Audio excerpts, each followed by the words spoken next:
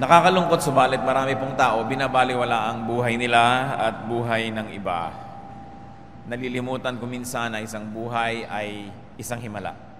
That life is a privilege.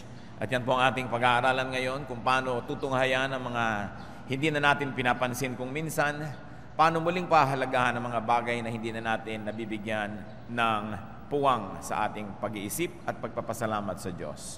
10 privileges of life among many. Ama naming Diyos, salamat sapagkat kayo Diyos na nagbibigay sa amin ng buhay, nagbibigay sa amin ng kapanatagan at mga pangangailangan namin. Linisin niyo po kami. Patawarin niyo kami, Panginoon, sa aming mga pagkukulang. Punan niyo po kami nang kami lubos na makapasok sa inyong presensya. Wash us with the blood of Jesus. Empower us to see your face. Teach us. Be our speaker, O God. Move in our midst. Heal us. Empower us, teach us. We reject and rebuke all work of evil, and we ask you, Father, protect us from the work of evil men and evil spirits. Maging ang mga mahal namin sa buhay at mga tinatangkilik, kayo po ang siyang magbigay na inyong proteksyon. At nawa sa sandaling ito, payapain niyo po ang aming loob, palakasin ang aming katawan, patalasin ang aming isip na tumanggap ng pagpapala mula sa inyo. Be our speaker, Father. We ask you, in the name of Jesus our Lord, our teacher and friend. Amen. 10 privileges of life. Life is a privilege. Isa pong pribilehyo. Hindi right, but it is a privilege. Hindi isang karapatan, kundi isang regalo na ipinagkakaloob ng Diyos. Life is the greatest privilege because it is the door through which a person enters eternal life. Siyempre, life muna bago magkaroon ng eternal life. Kaya napakahalaga na pinapahalagahan ang buhay. John 10:10, ang sabi ng Panginoong Jesus, I have come that they may have life and have it to the full. Hindi lang tayo binibigyan ng Panginoon ng buhay, kundi buhay na punong-puno, masigla, may kahulugan. Ecclesiastes 9:4, anyone who is among the living has hope. Even a live dog is better off than a dead lion. Napakatalino ni Solomon para sabihin na sino man na meron pang buhay, hindi pa nalalagutan ng hininga, ay may pag-asa. Sapagkat kahit daw aso lang, kung buhay, mas mabuti na ito kaysa sa isang leon na patay. The privileges of life. Pag-uusapan po natin ay 10 lang, bagamat napakarami nito. And one great privilege of life is breath. Hininga, paghinga. Genesis 2:7, the Lord God formed the man from the dust of the ground and breathed into his nostrils the breath of life, and the man became a living being. So ang hininga na pumasok sa katawan ng tao, hindi lang hininga na oxygen para siya mabuhay ang katawan, kundi Espiritu ng Diyos na nagbibigay buhay din sa kanyang Espiritu. At pag-usapan na lang natin, kahit yung physical breathing, yung paghinga lamang, breathing by itself is such a privilege. Subukan yung huwag huminga. Subukan nga, exercise tayo, walang man nanghihinga. Now, tigil. Mag-iisip muna ako kung kailan ko kayo papahingahin, tigil muna. Tigil, walang hihinga. Gusto nyo na? Sige, hinga na. Kita nyo, try not breathing. Try not being able to breathe. Kung isa kayo ay lumalangoy sa ilalim ng tubig, gustong-gusto niya ng lumutang, lalo't may contest. No? May nakikita nyo, nasa ilalim pa ng tubig yung kakontest nyo, panalangin nyo, lumutang na siya para makalutang na rin kayo dahil gustong-gusto niya ng huminga. Sa x-ray procedure, pag sabing, huminga ng malalim at huwag pong gagalaw, parang kahit ilang saglit lang napakatagal at wala kang inaabangan kundi sasabihin ng technician, huminga na po. Habol-habol mong hininga sa mata lang ang iksi-iksi. Napaka-iksi ng panahon na hindi humihinga, pero kailangan. Pero mga kapatid, ilang milyong hinga ang ginagawa natin na hindi natin pinapansin. Hindi man lang natin ipinagpapasalamat, salamat humihinga ako. Kaya nakita nyo, pag may naghihingalo, may na-aksidente, tinitingnan agad kung humihinga. Kasi napakalaking pag-asa basta humihinga. Humihinga ba kayo? May pag-asa. Palakpakan natin ng Diyos, huwag kayong nawawala ng loob. Basta humihinga ang tao, dapat magpasalamat. Salamat nakakahinga. Nakikita nyo yung mga nababarahan ng leeg, nababarahan ng lalamunan, o kaya ay may plema, hindi makahinga, may sipon. Ang hirap ng buhay. Pero yung paghinga mo araw-araw, palibas at hindi mahirap, hindi napapansin. Oxygen comes in, is distributed to body parts by blood circulation, and you know that oxygen brings in and brings around what is needed by the body. Tapos, exhale ka, carbon dioxide, it goes out and it brings what should go out.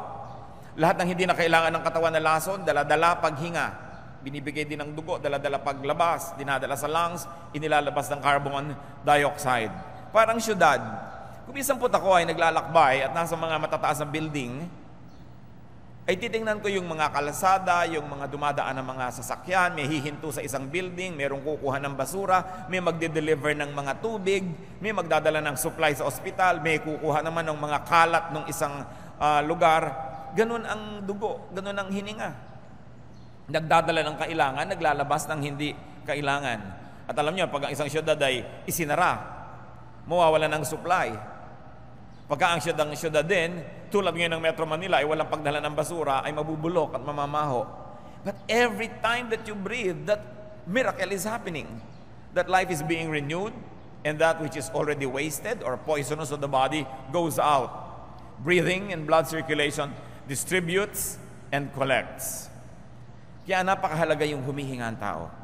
1 Kings 17:17, sometime later, the son of the woman became ill. He grew worse and worse and finally stopped breathing. Isang pakahulugan na siya ay binawian na ng buhay. At habang humihinga ang tao, siya ay buhay, dapat din may buhay. Breath is privilege, and if you breathe, you are privileged. Be thankful whenever you breathe. And enjoy breathing. Libre yan. Isa yan sa mga pinakakailangan ng tao, pero libre. Hindi nagtataas ang presyo ng hinga. Bagamat kung minsan, kailangan mo ng oxygen, baka yun pa. Pero gano'ng karaming tao nangangailangan yan at gano'ng kadalas. Pero libre ang hinga. Huwag kayo nagre-reklamo sa buhay. Ang dami-daming libreng mahalaga. Another privilege of life that we take for granted is sight, vision. Yung nakakakita ka. It is an all-important privilege to see. To see, to behold, to enjoy even distant objects. Nakita niyo po ang himala ng mata at himala ng pagkakakita ng mata?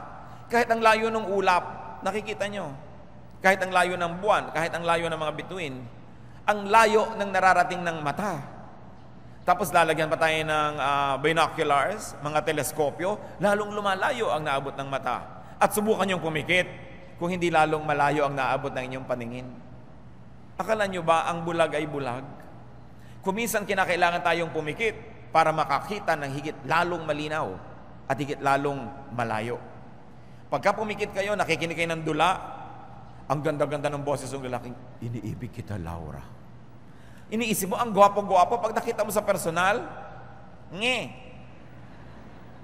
yung ang gagandang mga babaeng mga boses, kasi hindi mo nakikita, therefore napipili mo kung anong gusto mong makita. Kaya yung pati kawalan ng visual sight is also freedom. Because now, your imagination is your limit. Kaya mas makapangyarihan ang radyo kaysa TV. Pag sinabi sa radyo na sa dula na, nakikita mo ba ang bundok-bundok ng mga ice cream na yan? Di ba, ang ganda-ganda imagine, pero pag pinakita sa TV, sabi, karton lang, halatang-halata, karton. Kasi nalilimit ka ng mata. Pero pag bumikit ka, ang layo ng iyong nakikita. And you know the privilege of sight? Nakikita natin kahit yung hindi nakikita ng naked eye through the microscope. Yung nasa kaloob-looban ngayon ng inyong atay, nasisilip. Napapasok ng camera ang loob ng inyong puso para malaman ko anong bara doon. At ang laser, nakikita niya yung nasa loob ng inyong tiyan. Through even ultrasound, malalaman mo na babae ba o lalaki yung ipinagdadalang tao. Napakalayo ng naabot ng mata ng tao. At yung nakakakita tayo, dapat tayong pasalamat. Dapat magpasalamat. At napakarami, higit lalong malaking porsyento ng mga tao, nakakakita yung mata nila. Tapos magre-reklamo pa, sabihin pa, ang pangit naman ng view. Nakakawalang gana ang buhay ko. Paglabas ko, tingin ko sa bintana, pusali ang nakikita ko. Pasalamat kayo, nakakakita kayo ng pusali. Dahil nakakakita kayo. No? Paggising mo sa umaga, makikita mo yung asawa mo, pasalamat ka. No? Kahit kung minsan hindi ka nais-naisang nakita mo, mabuti ka, nakakakita ka pa, at may asawa ka. Matthew 13:15, but blessed are your eyes, because they see. Siyempre, spiritual ang ibig sabihin dito, pero maiintindihan mo ba yung spiritual value kung hindi mo na ma-appreciate yung physical value of seeing? Try not seeing. Ewan ko sa inyo kung merong susunod sa aking panukala, subukan nyo, mula pagkatapos ng ating service ngayon, pumikit kayo hanggang makalabas kayo dyan. Pumikit kayo hanggang makarating kayo sa bahay. Kung makarating kayo. At nang malaman natin, salamat. Kung nakakakita ako, dapat ako magpasalamat sa Diyos. Sinong papalakpak sa Diyos dahil nakakakita siya? Salamat! Kahit hindi nyo laging gusto ang nakikita ninyo, yun lang nakakakita, ipinagpapasalamat yan. Luke 6:39, He also told them this parable. Can a blind man lead a blind man? Will they not both fall into a pit? So napakahirap yung hindi nakakakita. Lalo't ang mga munguna sa iyo, hindi rin nakakakita. Pero kung sakasakali na hindi ka nakakakita physically, ipagpasalamat mo kung merong sa iyong umaakay na nakakakita. At kung hindi ka nakakakita spiritually, magpasalamat ka kung may umaakay sa iyo na nakikita mo ang mga bagay na spiritual, na kung mag-isa ka lang, hindi mo naman makikita. Pero may umaakay sa iyo, minsan hindi mo maintindihan itong simpleng verse ng Bible, may nagpaliwanag, lumiwanag, pasalamat ka at may umaakay sa iyo. Kaya magpasalamat din tayo para sa mata ng iba. Kahit hindi natin mata, dahil nakikinabang din tayo sa kanilang mata. Vision, seeing, is privilege. If you can see, you are privileged and you should be thankful. Enjoy seeing and looking. Libre yan. Libreng tumingin sa ulap. No? Libreng tumingin sa sunrise and sunset. Libreng tumingin sa rainbow. Libreng tumingin sa magagandang mga dahon. Libreng tumingin kahit sa pinakamagagandang babaeng gumastos ng kutakot-takot para gumanda, pagtingin niyo sa kanya, libre. Napakaraming magagandang bagay na libre sa buhay. Hindi niyo laging kailangan ng pera para makakita ng kagandahan sa buhay. And another privilege of life is touch. Para mga basic lesson ito sa senses. Bakit po natin pinag-uusapan ito? Kasi common. But because of their commonness, we ignore them. The blessing of texture. The blessing of being able to touch shape and even temperature. Because to touch is to connect. To touch is to feel and to be felt. Luke 6:19, and the people all tried to touch him, meaning the Lord Jesus, because power was coming from him and healing them all. Hinihipo nila ang Panginoon sapagkat nararamdaman nila na may kapangyarihan na nagmumula sa kanyang lumilipat sa kanila pagka nahipo nila at sila ay may pananalig. The ability to touch and being touched is a great privilege. Paminsan-minsan nagagalit ka because there are people who are touching you that you don't want to touch you, where you don't want to be touched probably. But that is rare. Most of the time, we should be thankful that we are being touched. Kasi pagka nagtatouch ang mga tao, there is energy that transfers.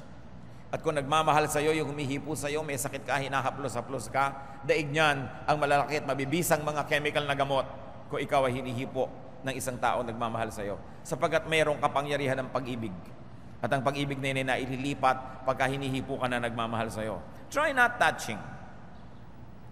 Nakita niyo yung dramatic na mga pelikula na bibitayin ng isang ina o ama, tapos magdadatingan ng mga pamilya, tapos may salamin, hindi sila makapaghawakan ng kamay man lang.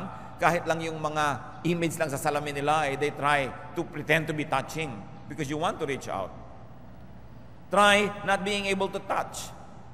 Or maybe you would like to say, try not being able to text. Kasi texting is touching. Kahit ang layo-layo, di ba? Yung kumain ka na ba? Natatouch ka naman. Kung gusto mo yung nagtatanong. Kung ayaw mo naman sa nagtatanong, naiinis ka dahil natouch ka ng ayaw mo mag-touch sa'yo. Natouch ka sa lugar na ayaw mong matouch ka. Try not being texted at all.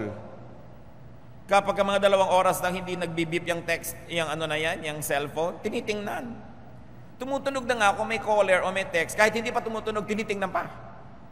That's how much we like to be touched. No? Kaya napakahalaga yung touch. Kaya ang i-describe yung mga useless religious idols sa Psalm 115 verse 7, they have hands but cannot feel. Yun daw ang kawalang kabuluhan ng mga Diyos-Diyosan. Whenever you can touch, be thankful. And whenever people try to touch you, you should be thankful that at least people like to touch you, though you may not like to be touched.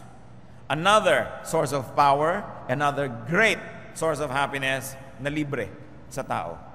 Lalo't meron kayo mahal sa buhay, hinahawak-hawakan yung kamay ninyo, kayo ay medyo hinihimas, tinatapik-tapik, isang malaking pagpapala ang ganyang bagay sa buhay. Once more, libre. And what about the privilege of taste? Yung tayo may panlasa. To enjoy taste, to benefit from the signals and warnings of taste.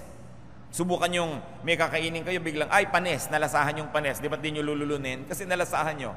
Pero kung hindi nyo nalalasahan yun, makakakain na kayo ng lason, nalulun nyo na bago nyo nalaman.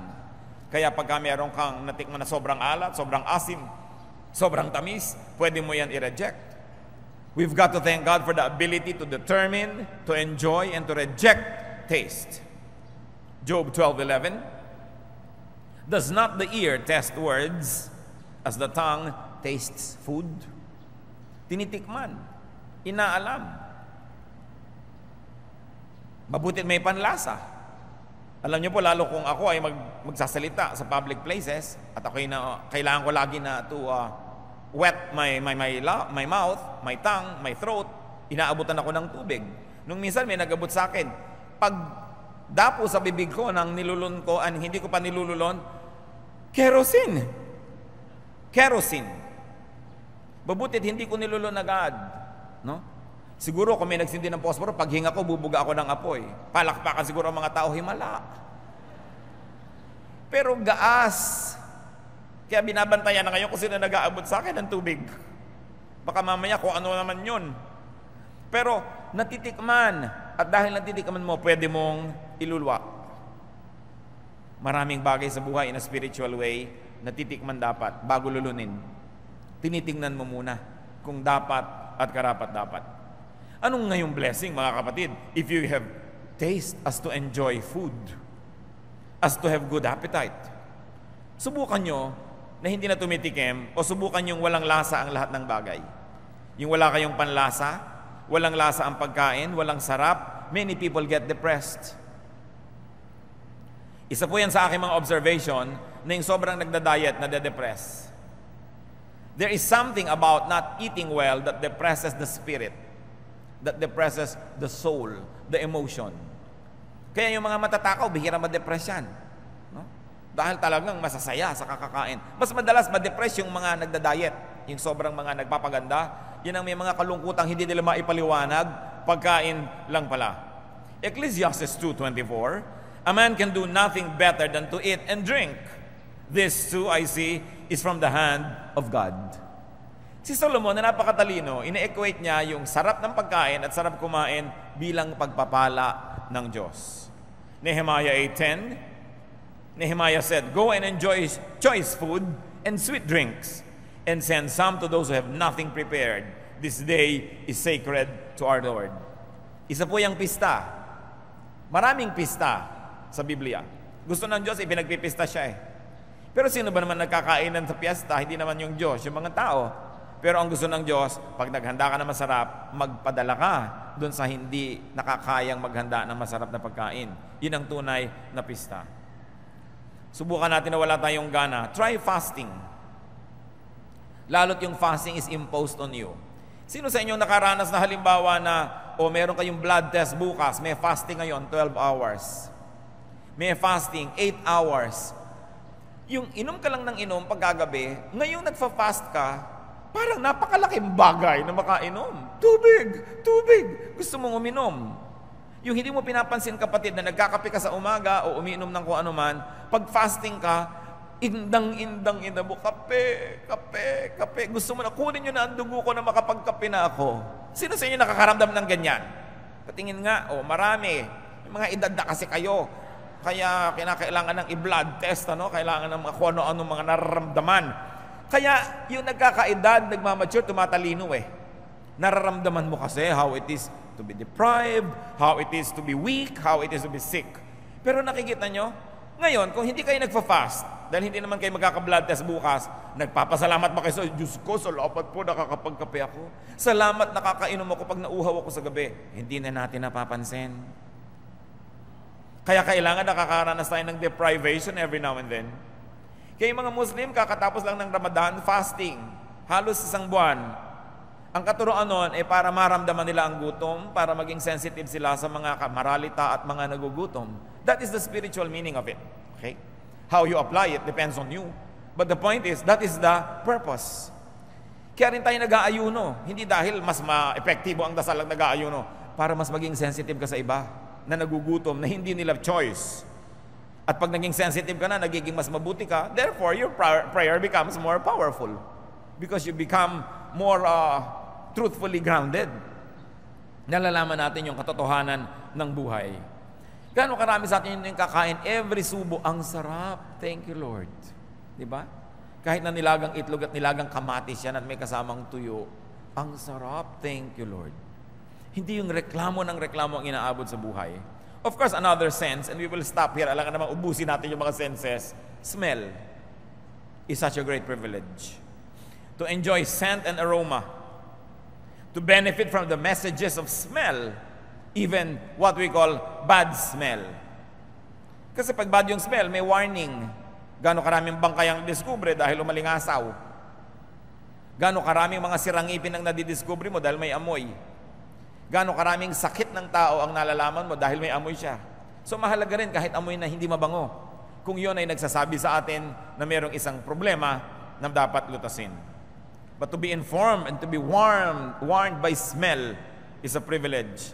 Gano'ng karami sa inyo, may susunog, amoy sunog, di ba? Nasaan? Hanapin nyo ang sunog. Dahil naaamoy nyo na may nasusunog. Warning. To be stimulated and energized, healed and soothed by aroma. Kaya ngayon umuso na uli ang aroma therapy. Na nakakapagpagaling daw ang mga tamang amoy. Na nung araw, alam na alam niya ng mga ninuno natin, bagamat hindi siguro laging conscious. Kasi yung mga amoy ng luya, naaamoy mo na yun pag nagpapaksiw ka, pagka meron kang niluluto. Ang mga babae no, laging may nakaipit na mga sampagita o ilang-ilang sa kanilang buhok. No? Aromatherapy yan. No? Yung laging may mahalimuyak, nagtatanim ka ng mga sampagita sa iyong durungawan, sa gabi may dama de noche, naaamoy mo. Yun ang aromatherapy. Magdaling gumaling ang tao pag nakakaamoy ng mga tama kasi ang amoy, diretso sa utak. Pagpasok sa ilong, utak agad dyan. And it already affects the brain and the blood circulation and everything. Kaya science na po yung aromatherapy, hindi lang yan luho. Talagang yung pipili ka, ano bang gusto mong lotion? Yung nakakapagpatalino, yung nakakapagpabait, yung nakakapagpakalma. Meron silang basis for that. Dahil inilagay ng Diyos sa lahat ng halaman, ang lahat ng gamot. Kaya aroma is important and the ability to smell is very important. Gaano ba naman kamahal, bumili kayo ng paso o kaya ay latang walang laman, lagyan nyo ng lupa at taniman nyo ng sampagita, ilagay nyo sa bintana nyo para nakakaamoy kayo ng bango. Meron kayong kaplasong lote, hindi nyo taniman ng ilang-ilang para wala kayong tigil ng kapipitas ng bulaklak na libre. Inilalagay nyo sa banyo, inilalagay nyo sa ulunan ng inyong mga kama, inilalagay nyo sa inyong mga mesa, ang bango-bango ng paligid. Song of Songs 1:3.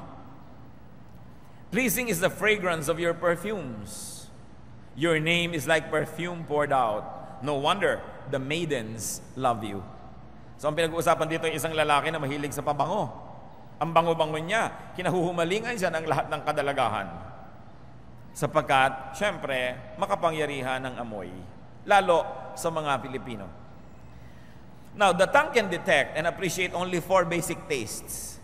Ang nalalasahan lang talaga na ganap ng dila alat, pait, tamis, at asim. But the sense of smell gives flavor and nuance to the taste. Yun ang nagde-define gaano kaalat, gaano kaasim.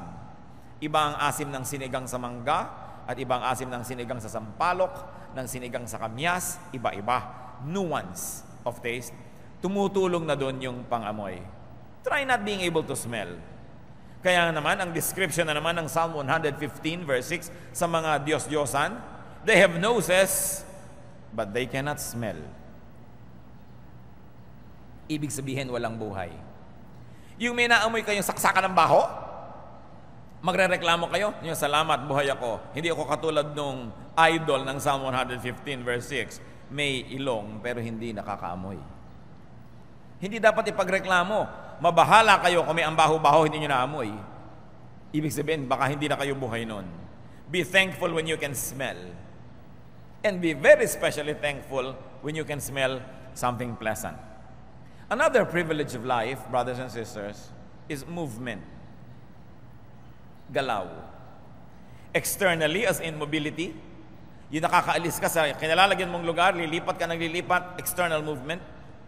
And there is also such a thing as internal movement. Meron kang circulation within you. Kahit ang tao po hindi gumagalaw, gumagalaw yung puso niya, gumagalaw yung mga bitukan niya, gumagalaw yung esophagus, gumagalaw yung dugo. Because life is movement. Even the heavenly bodies are moving forever. Non-stop movement in choreographed arabesques ang ginagawa ng mga tala, mga bituin, mga asteroids. Kumikilos ang lahat. Kaya naman, hindi katakataka na ang worship ay may movement. Because life is movement, movement is life. That is why worship entails movement. So worship po, common movements like lifting of hands. That's a movement. Psalm 63:4, I will praise you as long as I live, and in your name I will lift up my hands. The lifting of hands is an act of worship. Meron pang waving yung kakaway-kaway sa Bible, sa Exodus 29:23-24. Put all of this, meaning the loaf, cake made with oil, and the wafer, in the hands of Aaron and his sons, and wave them before the Lord as a wave offering. So yung offering, gusto pa ni Lord na nakikitang iwinawagaw-wagayway. At bakit tayo may mga banners? This is a dramatization of movement. Mas lumalaki. Kasi kung yung kamay mo, ginanon mo lang, gumalaw. Pero kung may hawak ang banner, ang laki-laki, kitang-kita talaga yung movement. It is to dramatize. No? To exaggerate a movement so that it may be even more appreciated. In worship, there are various postures.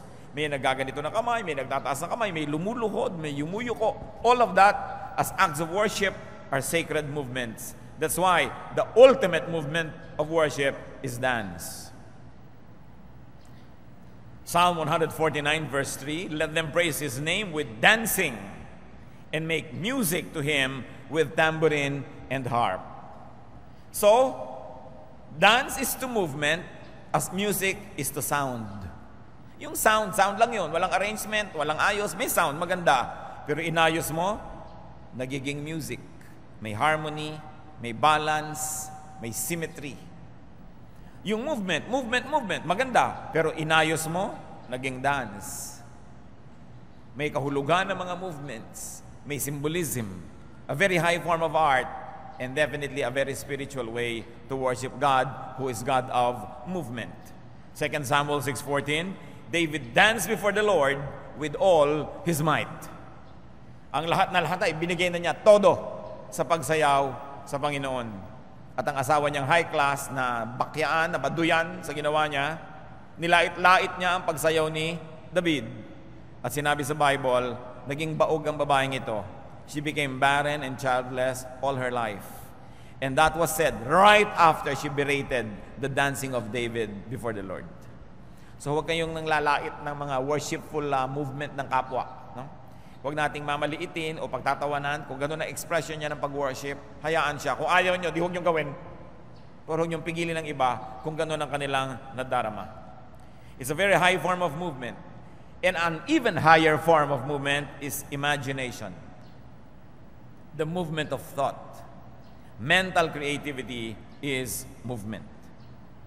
Hindi lang po yung body ang gumagalaw, mas malayo ang nagagalaw at napupuntahan ng isang malikot na diwa, isang isip na aktibo. 1 Chronicles 28:12, He gave him the plans of all that the Spirit had put in his mind for the courts of the temple of the Lord. So gagawa ng templo, kailangan ng architectural plans. Sino ang nagbigay? Ang Spirit ng Panginoon has put in his mind the plans that God wanted for the courts. So look at the Spirit as an active agent in creativity. Why do we include the mind in movement? Because the mind can move and go to places. Gusto niyong makarating sa tawi-tawi ngayon din, pumikit lang kayo at imagine ninyo. At nando na kayo. The mind can transcend time and place and other limitations. Meron akong gustong-gustong artwork na binili ko nung nakita ko sa isang exhibit. Isang babaeng bata na nasa slum area. Nasa bubong siya ng kanilang barong-barong. At yung gawa ng artist ay from the top na ipinapakita yung bata at yung mga bubong ng mga barong-barong na miserable. At nakaasta ang bata na ito na para siyang lilipad. In other words, sa kanyang isip, sa kanyang diwa, lalampasan niya ang kahirapan na nagpipiit sa kanyang katawan. Napakaganda ng symbolism. Because the mind can dream. The mind can even daydream. Therefore, the mind can escape. Kahit ka pa nakakulong, nakakadena, nakagapos, kung iniisip mo na humihitit-hitit ka sa store ng buko sa isang napakagandang dalampasigan, magaganap yon sa iyong kalooban. You can make your own reality inside your heart. 2 Corinthians 12, 2-4, isa sa mga mahiwagang mga kwento sa New Testament. I know a man in Christ who, 14 years ago, was caught up to the third heaven. Whether it was in the body or out of the body, I do not know. God knows. And I know that this man, whether in the body or apart from the body, I do not know, but God knows, was caught up to paradise. He heard inexpressible things, things that man is not permitted to tell. Hindi ipinaliwanag ng sumulat ng Korinto kung anong kahulugan ito, pero meron daw siyang kilalang tao na nakarating sa paraiso ang kanyang diwa, ang kanyang espiritu. At di daw matiyak kung pati katawan ay kasali o isip lamang. Hindi yun ang point natin na siyasatin ito. Ang point natin, nalalampasan ng isip ang katawan. Nalalampasan ng espiritu ang katawan. The alert mind cannot be imprisoned. The alert mind cannot be limited. Libreng mangarap. At kung makakatulong sa inyo upang puksain at patayin ang pait, ang hapdi ng katotohanan, libreng mag-ilusyon. Walang nanliligaw sa inyo, pero ito yung pipikit ang inyong mata, iniisip nyo, pinagkakaguluhan kayo ng lahat ng lalaki sa balat ng lupa. Di ba sasaya kayo? Dahil nagkaroon kayo ng realidad sa inyong kalooban. Yan ang sinasabi natin na, kung hindi masyadong maganda yung nakikita mo, pumikit ka. Gumawa ka ng iyong realidad.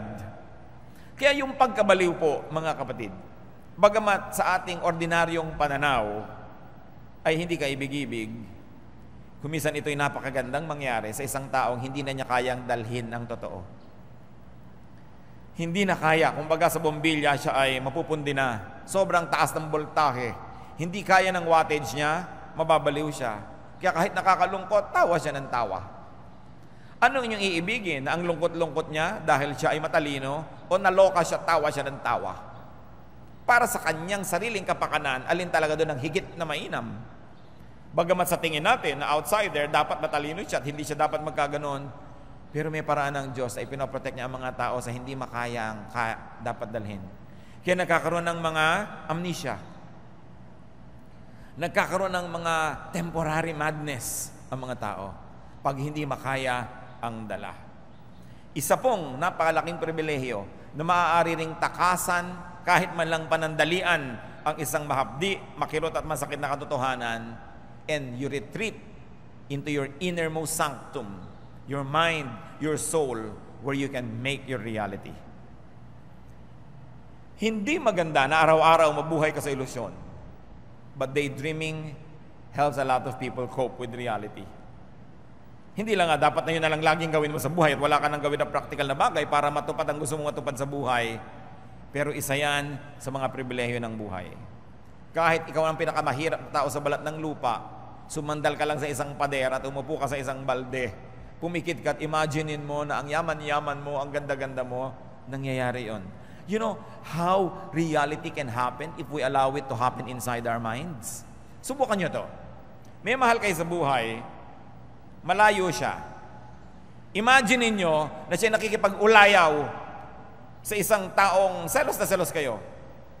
Di ba kahit nangyayari o hindi, bumibilis ang pintig na inyong puso, nagiinit ang punong taingan nyo, no? Nawawalan kayo ng ganang kumain at nag-aalala kayo, pero ini-imagine nyo pa lang yon. Pag nakita ninyo halimbawa sa cellphone niya na may text na kung ano man yon, inimagine mo na agad ang buong kwento kung sino to, ba't sila nagte-text ng ganito, galit na galit ka na. Yun pala, mis-sent lang, hindi kanya. Hindi totoo, pero nangyari na sa iyong puso.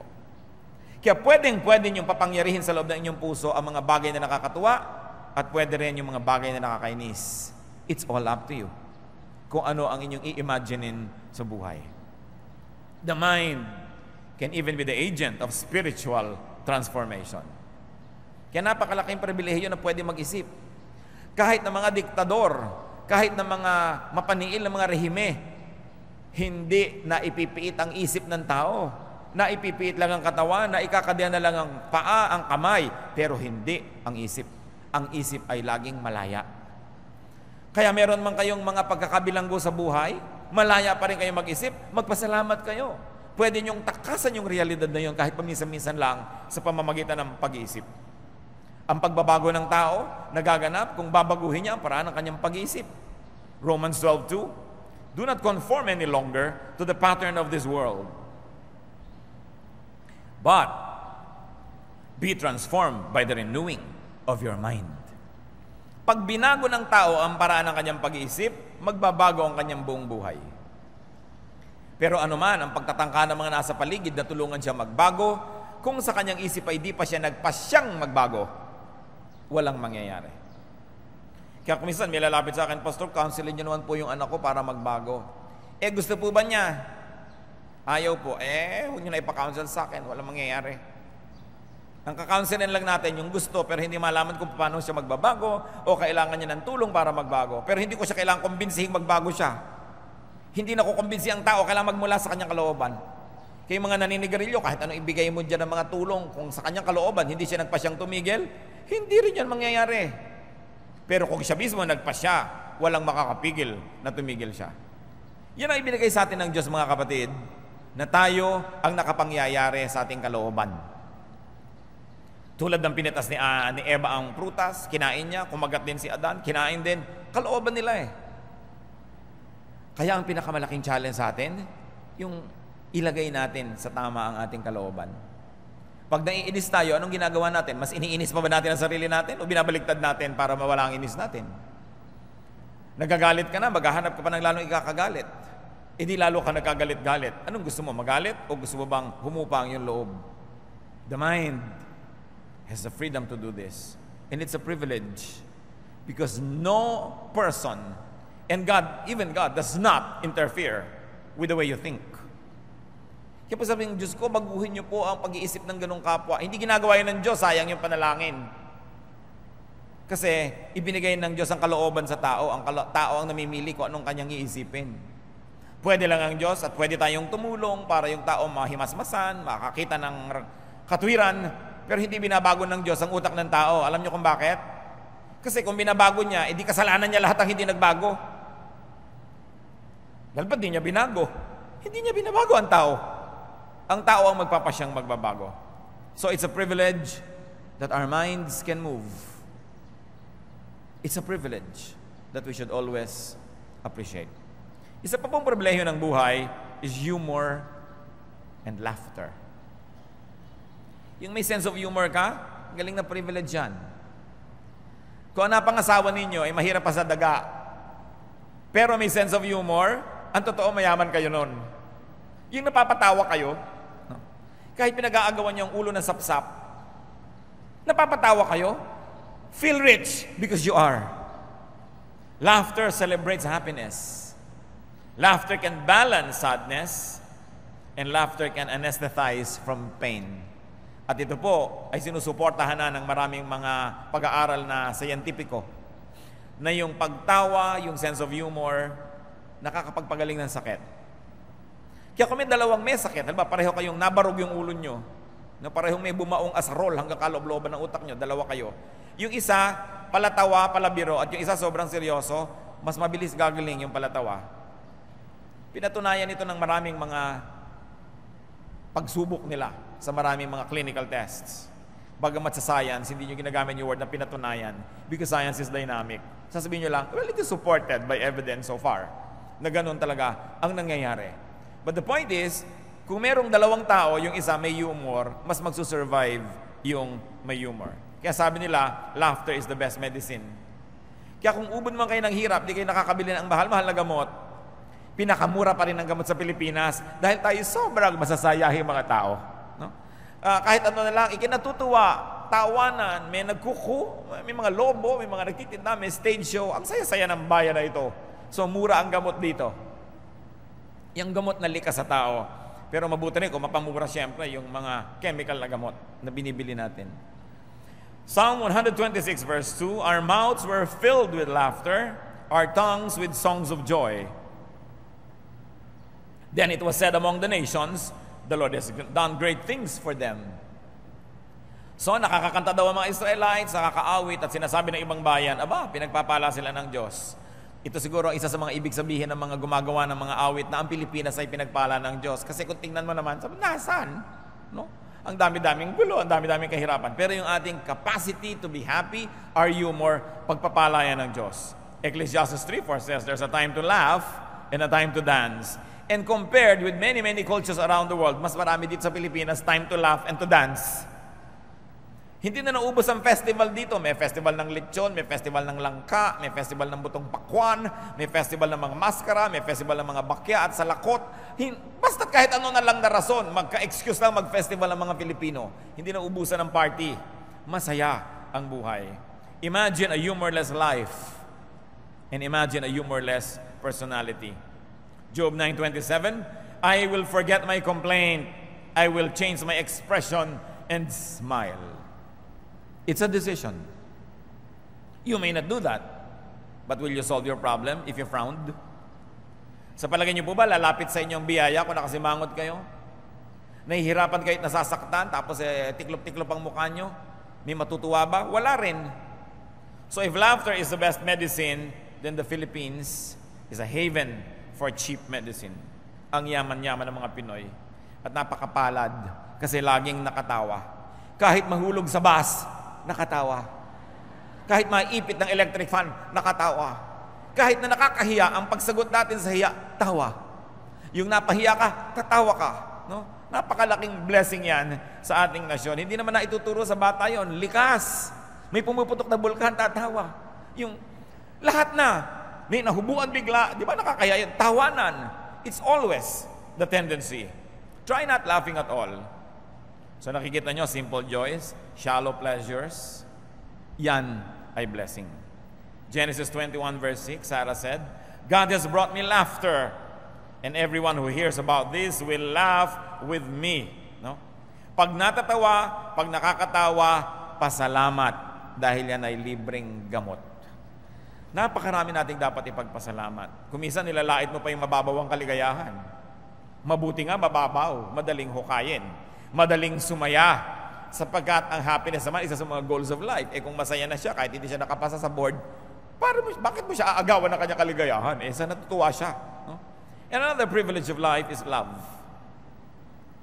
Loving, being loved. Siguro pag nagpataas akong kamay, baka naman konting-konti, and I hope wala, na magsasabi man lang ditong wala man lang nagmamahal sa kanya. At kung talagang walang nagmamahal sa inyo, siguro wala kayong aso. Dahil kung talagang wala nang magmamahal sa inyo, mag-alaga kayo ng aso, a dog will give you unconditional love. The dog is the only personality in your house that is always happy when you come home. Always. Hindi kayo sinisimangutan, hindi kayo dinededma, hindi kayo ini-ignore ng aso. Lagi siyang happy pagdating nyo. Subukan nyo yan. Asawa nga, hindi lagi eh. Di ba? Hindi lagi. Lalo't busy-busy, may ginagawa. Sana mamaya pa siya dumating. No, pag dumating ka, ako naabala ang ginagawa ko. Nag-aayos ako ng cabinet. Ito na naman, hingin na naman ng kape. No? Hindi naman laging masaya. Kahit mga anak, hindi naman laging masaya dumadating ang magulang. Lalo may ginagawa kabulastugan. No? Mamaya pa sana dumating o tamaan pa sana yung bakasyon. Pero ang aso, laging masaya pag dumarating kayo. So kung desperado na kayo at wala na talaga, aso. Pero may nagmamahalan sa inyo, may aso pa kayo, doble ang kaligayahan nyo sa buhay. 1 John 4:8, whoever does not love does not know God, because God is love. So ang mga Kristiyano, nakakaramdam ka ng pag-ibig kahit walang personal object kuminsan, dahil nakikipag-ibigan ka sa Diyos. And love makes everything more beautiful. Yung walang kakwenta-kwentang panyo, pag ang nagbigay sa inyo, mahal nyo sa buhay, gumaganda ang panyo. Yung walang kakwenta-kwentang bagay, kung siya ang kasama nyo, kahit nakasakay ka sa Ferris wheel na hindi umaandar, masaya kayo kasi mahal nyo ang inyong kasama. Love makes color more vivid. Love turns sound into music. Even when you dream, if you're in love, you dream in color. No? Kaya, ang sound THX pagka kayo ay umiibig. 1 Peter 4:8, above all, love each other deeply, because love covers over a multitude of sins. At yung marunong umibig, marunong din magpatawad. Magkakambal yun eh. Yung marunong umibig, bulag. Yung napapatawad mo yung mahal mo sa buhay. Kaya napakasarap yung naghahari ang pag-ibig sa buhay ng tao. Imagine a loveless life and a loveless personality. Kahit pa nga ang pag-ibig ko minsan at pagmamahal sa tao ay nagiging dahilan din para ka mamroblema, totoo pa rin yung sinasabing it's better to have loved and lost than never to have loved at all. At ang pinagtatampo ng Diyos sa isang church sa Revelation 2:4, yet I hold this against you, you have forsaken your first love. Yan ang hinanakit ng Diyos sa church na ito. Hindi mo na ako kamahal ngayon tulad ng dati. Dati hat na hat ka sa pag-ibig sa akin, ngayon nanlamig ka. If you can love, if you are loved, be thankful. Enjoy it and love even more. Another privilege of life is rest. Respite, break, pahinga. Rest not only draws one away from toil, but also re-energizes for life. Rest gives perspective, clarity, and wisdom. Yung nagpapahinga matapos mapagod, I don't mean yung laging nagpapahinga kahit hindi pagod. Yung nagpapahinga matapos mapagod, mas lumalalim ang pagkatao, mas lumilinaw ang pananaw sa buhay, mas tumatalino. Sapagkat sa pagpapahinga natin na po proseso ang mga bagay-bagay, doon na pagdudugtong-dugtong ang mukhang di magkakadugtong ng mga katotohanan. Sa papamahinga, you receive clarity of vision. Kaya maraming enlightenment nangyayari sa pagpapahinga. Kaya mahalaga po yung pahinga. Hebrews 4:4, and on the seventh day, God rested from all His work. Psalm 116 verse 7, be at rest once more, O my soul, for the Lord has been good to you. At bakit po napakarami mga tao ang naakit na sumunod kay Jesus? Sapagkat ang kanyang iniaalok ay kapahingahan. Matthew 11:28, come to me, all you who are weary and burdened, and I will give you rest. Ang inaalok ni Jesus, rest, hindi salvation lagi. Kaya kung meron kayong gustong dalhin sa Panginoon, gusto nyo tatalokin nyo, gusto nyo po bang maligtas? Siguradong sa pagtatalo, uuwian yung usapan. Kasi bakit? Nasa panganib ba ako? Hindi ba ako ligtas? Ano ba ang ibig sabihin ng kaligtasan? Magkakagulo. Ang dapat yung ialok, yung inialok ni Jesus, gusto nyo ba ng kapahingahan?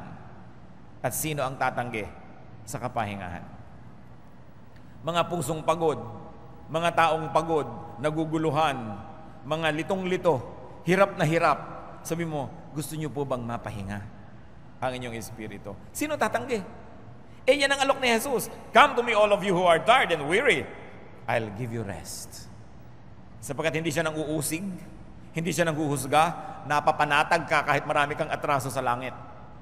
Kaya naglapitan sa kanyang mga makasalanan, tinawag siyang friend of sinners. Pero kung siya judgmental, stricto, mahigpit, maglalapitan ba yun? Hindi siya matatawag na friend of sinners. Pahinga kasi ang ibinigay niya. At alam niyo mga kapatid, yung pagtanggap natin sa ating kapwa, anuman sila, ay pagbibigay sa kanila yun ng pahinga. At tayo man, in whose company are you most at ease and rested? Di ba dun sa lubos na nakakakilala at tumatanggap sa inyo kung sino man kayo? Yung hindi nyo kailangan magbalat kayo, hindi nyo kailangan magkunwari, dahil tinatanggap niya kayo. At ganoon ang walang patakarang pagtanggap sa atin ng Panginoong Jesus. Kaya nag-aalok siya ng pahinga. Ngayon, pahingang espiritual yan, pahingang emosyonal. Pinag-uusapan din natin yung pahingang physical. Kahit gaano kayo kahirap, nagpapahinga ang tao. Nagkakaiba-iba lang kung saan ka humihiga, saan ka sumasandal, anong nadidinig mo habang nagpapahinga ka, pero nagpapahinga ang lahat. Sa katunayan, yung masirap sa buhay, mas masarap ang pahinga. Talagang halos ugain mo na, hindi pa magising. Dahil ang lalim-lalim ng pahinga. So, no matter how tired you get, you are destined to rest because you are designed by God to rest because He too rested. So, kung nakakapagpahinga kayo, kahit ang inuupuan yung silya ay hindi maganda, kahit ang kama nyo ay hindi first class, pasalamat sa Diyos. One of the great joys of life na libre ang magpahinga. Hindi pwedeng sobrang pagod mo, hindi ka natuloy makatulog. Lalo kang makakatulog. At isa pa pong pribilehiyo, sa dinami-rami ito ng huli natin pag-usapan ngayon. Prayer is a privilege. Prayer detoxifies the spirit, the emotion, and the body. Usong-uso na ngayon yung mga magde-detox ka. Detox ka dito, detox ka doon, detox ng skin, detox ng hair. Pati hair kasi ngayon ay stress na daw. No? So, detox ng iyong talampakan, detox ng iyong kuko, lahat. Pero may detox ang spirit. Prayer. It detoxifies. It lets poison out. Because prayer connects the person to the power, to God. Prayer becomes a channel of strength and power, a channel of revelation and healing and blessing from God. And also, prayer enables a person to transcend his or her circumstance. 1 Thessalonians 5:17-18, pray continually, give thanks in all circumstances, for this is God's will for you in Christ Jesus. And what's important? Everyone can pray. Bulag ka man, pipi, paralyzed, you can pray. Everyone can pray anytime and anywhere. And everyone can pray for anything. Philippians 4:6, do not be anxious about anything, but in everything by prayer and petition, with thanksgiving, present your requests to God. Yan ang sinasabi ng Philippians 4:6. And what's important is that God hears and answers prayer. Prayer man ang mga righteous people, prayer man ang mga hindi niya anak, dinidinig pa rin ng Diyos. Matthew 5:45, He causes His sun to rise on the evil and the good, and He sends rain on the righteous and the unrighteous. Nakakapanalangin din. Maging yung mga malayo sa Diyos, lalo't iniibig nila na lumapit. Prayer is a speech. It's a great privilege because you can talk to God. And prayer is also hearing God's will, therefore another privilege. Pag pinagsama-sama natin ang pinag-usapan natin ngayon, the conclusion is inevitable. Life is a privilege. And everybody can be privileged. Bakit po natin pinag-usapan yung privilege of breath, sight, touch, taste, smell, movement, imagination, humor, love, rest, and prayer? Because everybody can have it. Yan ang hindi kailangan na mayroong racial discrimination. Hindi kailangan at issue on gender. Hindi pinag-uusapan kung mayaman o mahirap ka. Hindi pinag-uusapan kung ano kalagayan mo sa buhay. You can have it. At kung paminsan-minsan, mayroong mangilan-ngilan na may mga isa o dalawa sa mga pinag-usapan nating pribilehiyo, wala sa kanilang buhay, halimbawa hindi sila nakakakita, pero nakakarinig. Halimbawa hindi nakakarinig, pero nakakaamoy. Halimbawa, meron silang paralysis, hindi masyado nakakagalaw, pero nakakagalaw ang isip, at nakakaamoy, at nakakapagsalita.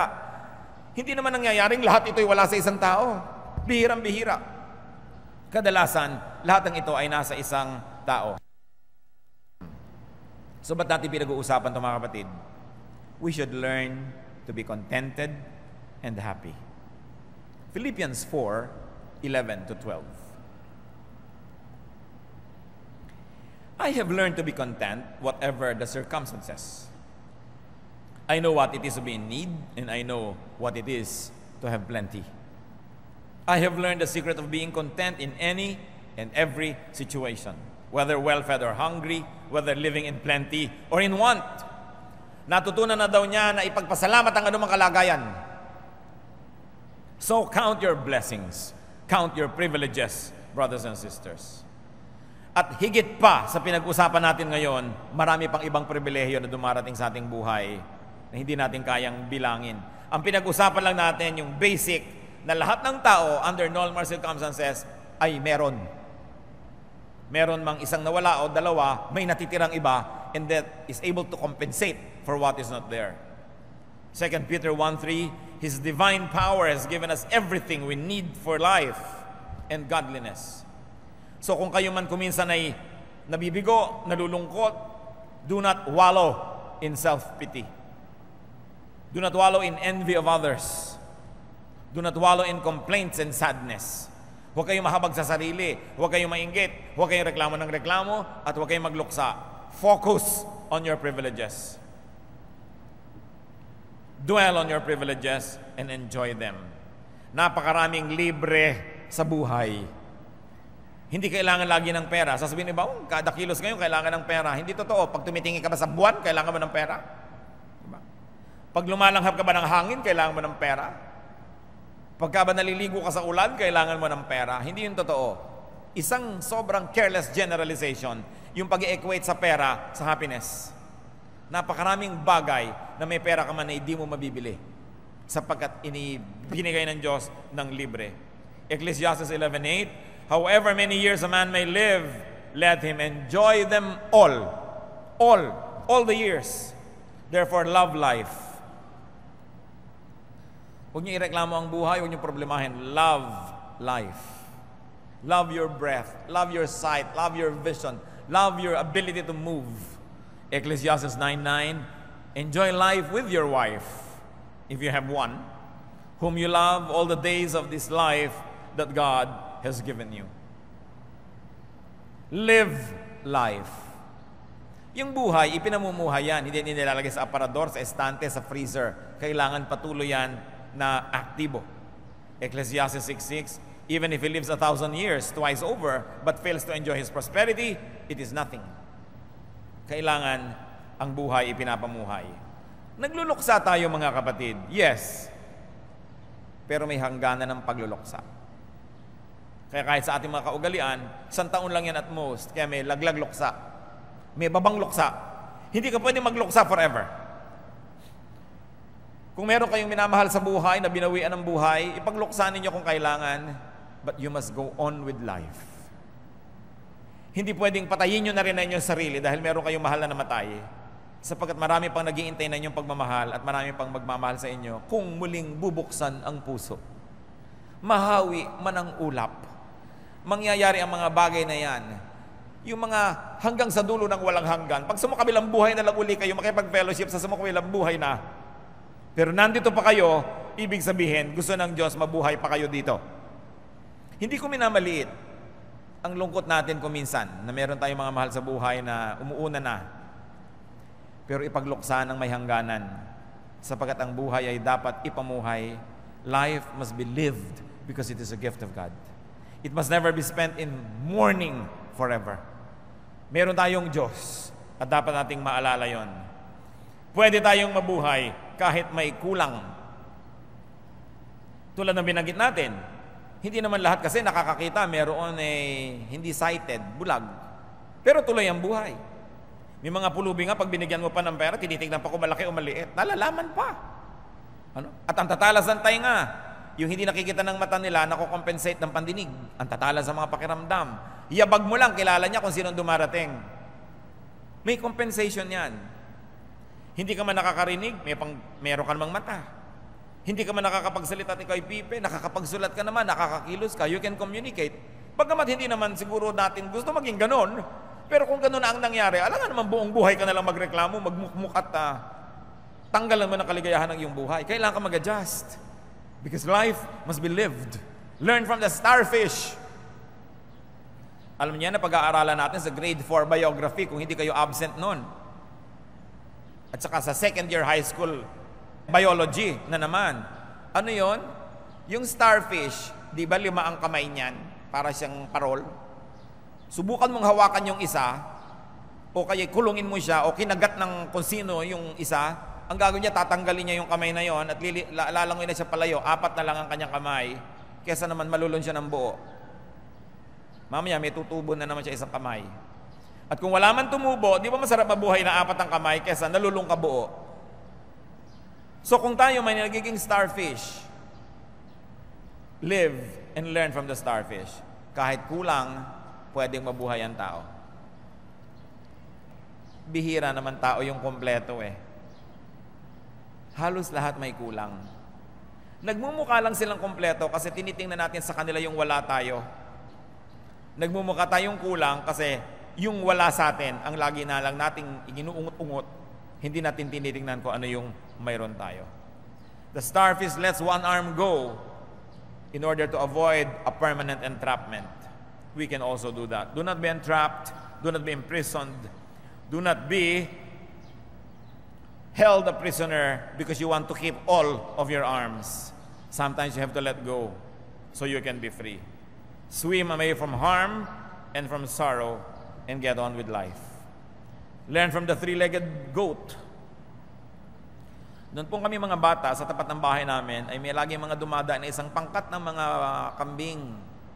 Dinadala ng may-ari sa bandaron para pakainin kung ano man ang ginagawa nila, hindi ko na alam. Araw-araw dumadaan yon. At nanganak ang kambing na ito. Alam niyo, isang anak niya, 3 lang ang paa. Awang-awa ang lahat, bakit 3 lang ang paa ng kambing na ito? Pero this kambing never made a big deal out of it. Kasama siya lagi. At pinakamabilis pa siyang tumakbo. Katakataka. At lumusog siya ng lumusog. At ngayon, sumakabilang buhay na silang lahat. Dahil ang tagal na nun eh. Siguro, naging ano sila, ano bang ginagawa sa kambing? Naging kaldereta. So yung 4 yung paa, naging kaldereta rin. Ano? Yung 3, naging kaldereta rin. Pero nasa iyo kung sasaya ka. No? Pero meron naman, hindi ka pa inakaldereta, feeling kaldereta ka na. Kasi hindi mo ina-enjoy ang buhay. Learn from other abled people. Tuloy din. Alam nyo, mga galawgaw na mga tao, mga kilala ko, kung saan-saan nagpupunta, mga bulag. Kung saan-saan nakararating, nandito ka rin. Paano ka nakarating dito? Sabi ba lang kayo lang makakarating dito? Kung saan-saan nagpupunta. Meron ako nakilala nung araw when I was in college, na isang European person na bulag. Akalain niyo ba naman isang araw nagkakagulo sa kapitbahayan namin dahil hinahanap ako? Nakarating doon, hinahanap ako. Itong bulag, Frances pa. Pero kahit 2 yung mata mo, kung tamad ka, hindi ka na makakaalis sa kinakalagyan mo, tutubuan kang lumot dyan. So, if there's a will, there's a way. And there is God who makes the way. Huwag kayong papayag to be disabled. You can only be other-abled. You may miss this body part, this sense or faculty, this station in life, or this item, yet live to the fullest, in the fullest possible way, because our God gives us life, and life is a gift. 2 Corinthians 12:9, but he said to me, my grace is sufficient for you, for my power is made perfect in weakness. Therefore, I will boast all the more gladly about my weaknesses, so that Christ's power may rest on me. Ang kulang natin napupunuan ng Diyos. Kaya hindi dapat laging ireklamo, dapat ipagpasalamat kung ano yung nandun. Ecclesiastes 5:18, then I realized what is good and that it is good and proper for a man to eat and drink, and to find satisfaction in his toilsome labor under the sun during the few days of life God has given him, for this is his lot. Yan daw ang mainam gawin sa maiksing buhay na ipinahihiram ng Diyos. Tamasahin, lasapin, gawin ang lahat ng magagawa. Basta hindi natin nilalabag ang kautusan ng Diyos. At napakarami pang ibang privileges na hindi natin pinag-usapan ngayon. Life is a privilege. Do not ignore it. Do not trivialize it. And do not problematize it. Live it thankfully, gratefully. At kung may kulang sa inyong buhay, mag-alas starfish. At least kahit kayo fish, star naman. Salamat po, O Diyos, dahil kayo po'y mabait sa amin. Salamat dahil kahit imperfect ang buhay, may buhay. And we can always make the most out of it. Sa pagtunghay niyo sa aming kalooban ngayon, Panginoon, kayo nakakakita kung sino sa amin ang lubos na mapagpasalamat sa aming kalagayan, sino ang may reklamo, sino ang malungkot, sino ang nawawala ng pag-asa. Turo niyo sa amin, Panginoon, na humihinga lang kami, pasalamat na. Nakakakita kami, nakakaramdam, pasalamat pa. Napakaraming dapat ipagpasalamat. Punuin mo ang aming puso ng pagtanaw sa iyo ng utang na loob, O Diyos. Punuin mo kami ng kagalakan at lagi naming ipagdiwang kung ano ang mayroon kami. At ipagpasalamat yung wala kami na nasa kapwa namin na imi-minister din naman sa amin. Turuan mo kami huwag mainggit, huwag manibugho, kundi lasapin yung itinakda ninyo para sa amin. gawin ang ipinagagawa ninyo sa amin. Magbulay-bulay tayo mga kapatid sa ilang saglit ng katahimikan. Pinakamabuting sagot sa ganitong mga hamon ay pag-iisip, pagbubulay-bulay, at hingin na pa natin sa Diyos yung mga practical na mga dapat natin gawin as reaction to this wonderful reality that life is a privilege.